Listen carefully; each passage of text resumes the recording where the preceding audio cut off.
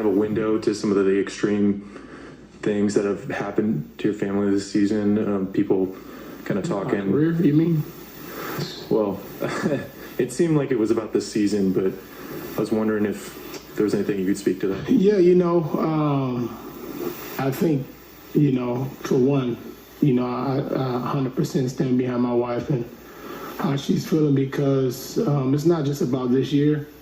Right now, she's reached a point, and my family has reached a point to where it's really weighing on them, and it's very unfortunate, just for me personally, because this is just a game. This is just a game. This is not end all be all. And when it comes to basketball, I don't mind the criticism of missing and making shots, but the moment it becomes where my name is getting shamed, it becomes a issue. I've kind of let it go in the past, just because it never really bothered me, but it really kind of hit me the other day. Honestly, I was, me and my wife was at teacher-parent conference for my son, and the teacher told me, she's like, Noah, he's so proud of his last name. He writes it everywhere. He writes it on everything. He tells everybody, he walks around and says, I'm Westbrook, that's his last name. And I kind of sat there in shock, and it hit me like, damn, like I can no longer allow people, for example, Westbrook to me is now shaming, like it's shaming my name. It's my legacy for my kids. It's a name that means more, not just to me, but to my wife, to my mom, my dad, the ones that kind of paved the way for me. And that's just one example. I mean, that kind of hit myself and my wife in a place where it's not great, man. And I think a lot of times, I let it slide, but it's now trying to put a stop to that and put it on notice. Like, there's a difference, and we need to make sure that it's understood. And every time I do hear it now, I will make sure that I address it and make sure that I nip that in the butt. What's up, YouTube? What's up? It's DJ Spectator. Y'all know what's going on. You know what I'm saying? All that. Can't be shooting. Anyway, Brooke,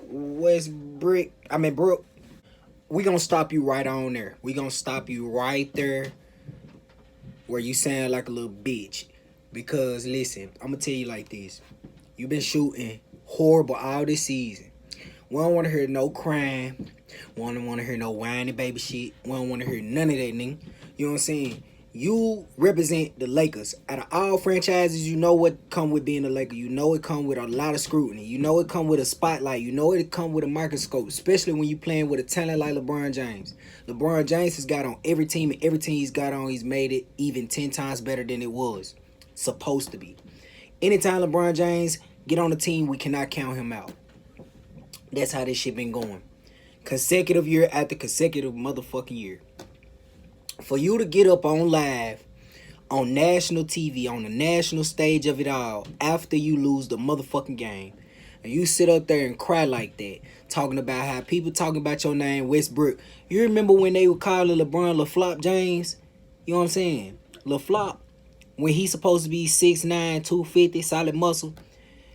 LeBron was flopping because he couldn't get calls. But after he couldn't get them calls, guess what he started doing? Running in the lane, moving niggas the fuck out the way. You know what I'm saying? Getting to the cup easily, dunking it, laying it up, shooting the ball. He started turning his game up, running his game up. That's what LeBron started doing. So he could stop all that LaFlop shit. And guess what happened? He went to 9 consecutive finals in a row. You on the other motherfucking half, sitting up here crying to reporters about, we should have got the violins out.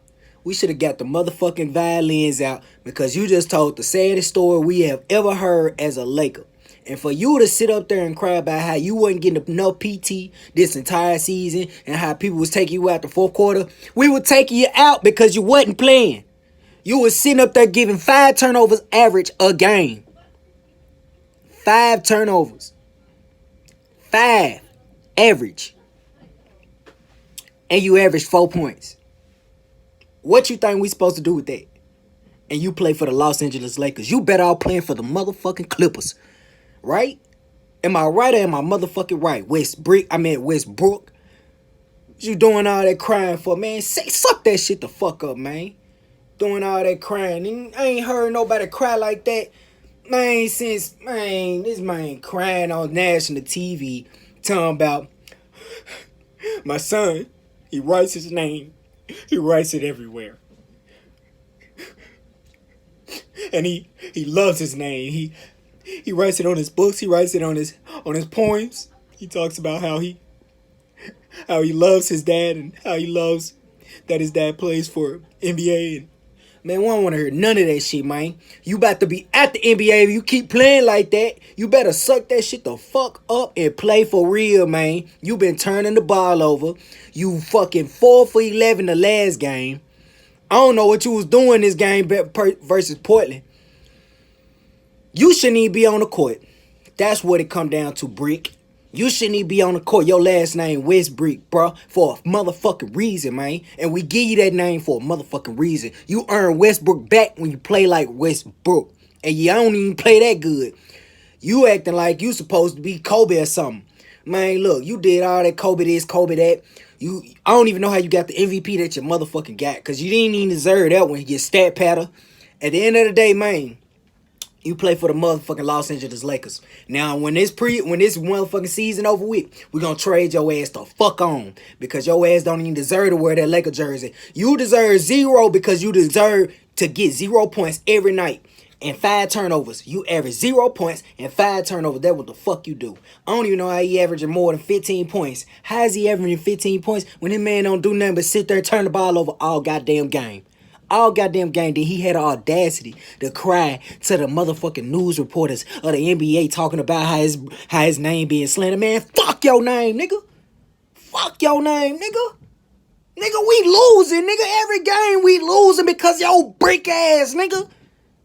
Crybaby ass, nigga. You better suck that shit the fuck up, nigga. It's DJ the Spectator, man. I'm tired of hearing all this crybaby ass shit, man. Hey, man, somebody tell that nigga to get his ass on the motherfucking bench and put the water boys in, man. This nigga sorry, man. It's DJ the Spectator on mouth. 5 games. The Clippers, I guess all of the ball friends and family wanted. They were the only team last year. Look at this pass.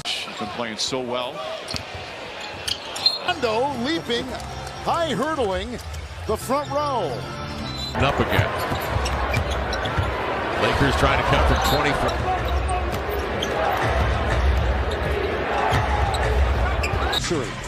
Of the NBA. 1 minute to play. Westbrook. Ooh. Something else too. Back in 1970, made his NBA debut on this same day. Teammate in Chicago there. Let me ask you a question. Why are you so angry about that? Can't hit it. Of course, he and Rubio played together in Minnesota. That's not going to find a From Westbrook elbow jump. Reeves gives it up. Westbrook in the corner. Airmail. Reeves. got an issue now. With 2, with 1. That's an impossible shot that hit. We're going to post up against Vincent. Turns. Otto Porter Jr. has got 13. Westbrook missed it all. Game improvement from last season. And just talk about how he's worked on his game.